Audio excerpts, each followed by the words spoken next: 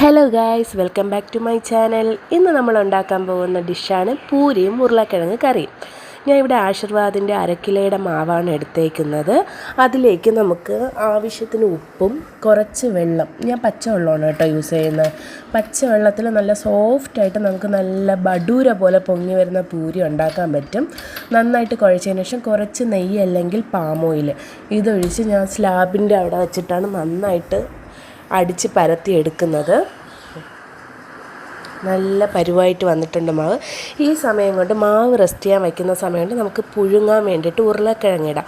തൊലിയൊന്നും ചെത്താതെ മുഴുവനായിട്ടാണ് ഞാൻ ഉരുളക്കിഴങ്ങ് ഇടുന്നത്.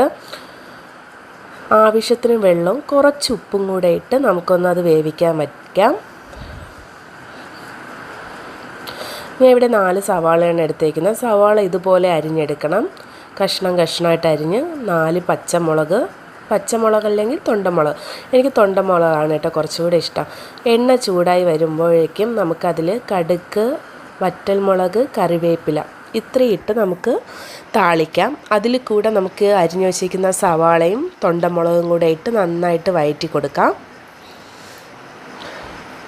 വശക്കുന്ന ടൈമിൽ കുറച്ച് ഉപ്പ് കൂടെ ഇട്ട് വശക്കിയതിന് ശേഷം അടച്ച് വെച്ച് വേവിച്ചാൽ പെട്ടെന്ന് നമുക്കത് സവാള വഴണ്ട് കിട്ടും.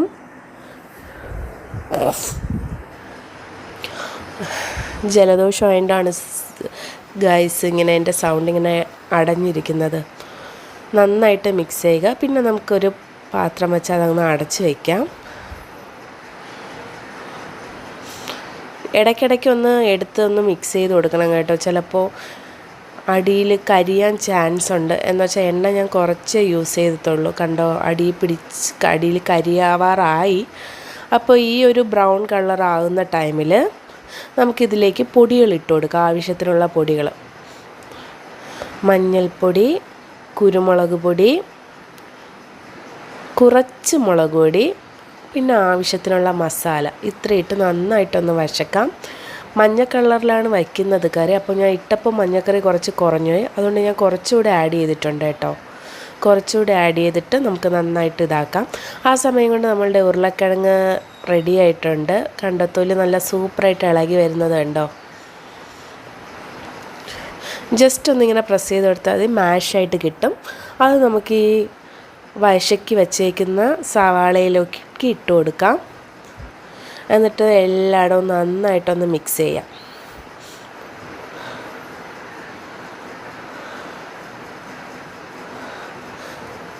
നല്ല അടിപൊളിയായിട്ട് മിക്സ് ചെയ്തിട്ടുണ്ട് ഗൈസ്.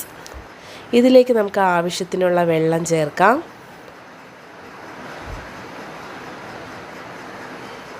ആവശ്യത്തിന് വെള്ളം ചേർക്കാം കേട്ടോ.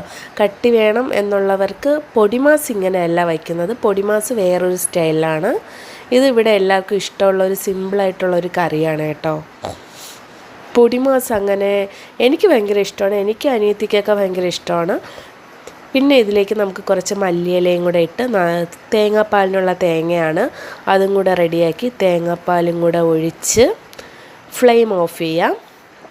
അപ്പോൾ നമ്മളുടെ അടിപൊളിയായിട്ടുള്ള കിഴങ്ങ് കറി ഇവിടെ റെഡി ആയിട്ടുണ്ട്. ഇനി നമുക്ക് നേരെ പൂരി ഉണ്ടാക്കാൻ പോവാം.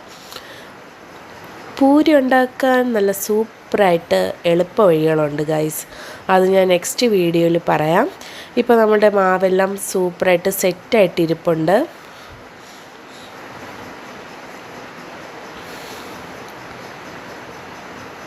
നമ്മളവിടെ പൂരി ഉണ്ടാക്കുന്ന ഈ ഒരു ചട്ടിയിലാണ് കേട്ടോ. ഇരുമ്പ് ചട്ടിയാണ്. ഇതിലേക്ക് നമുക്ക് ആവശ്യത്തിന് ഓയിൽ ഒഴിക്കാം. ഞാൻ ഇങ്ങനെ കുഞ്ഞു ബോൾസായിട്ട് വെച്ചിട്ടുണ്ട്. പഴയ പ്രസ്സാണ്, അതാണ് ആ ഒരു കളറിലും ഷെയ്ഡിലൊക്കെ ഇരിക്കുന്നത്. കേട്ടോ, നമ്മുടെ പൂരി ഉണ്ടോ, സൂപ്പർ പൂരി അല്ലേ. പച്ച വെള്ളത്തിലാണ് ഗൈസ് ഞാൻ കുഴയ്ക്കുന്നത്. പക്ഷെ നല്ല സൂപ്പറായിട്ട് പൂരി കിട്ടും. പൂരിക്കും ചെറിയ ചെറിയ നുറുക്ക് വിദ്യകളൊക്കെ ഉണ്ട് കേട്ടോ. അതൊക്കെ ഞാൻ നെക്സ്റ്റ് വീഡിയോയിൽ പറയാം. അപ്പോൾ ഇന്നത്തെ വീഡിയോ ഇത്രയേ ഉള്ളൂ.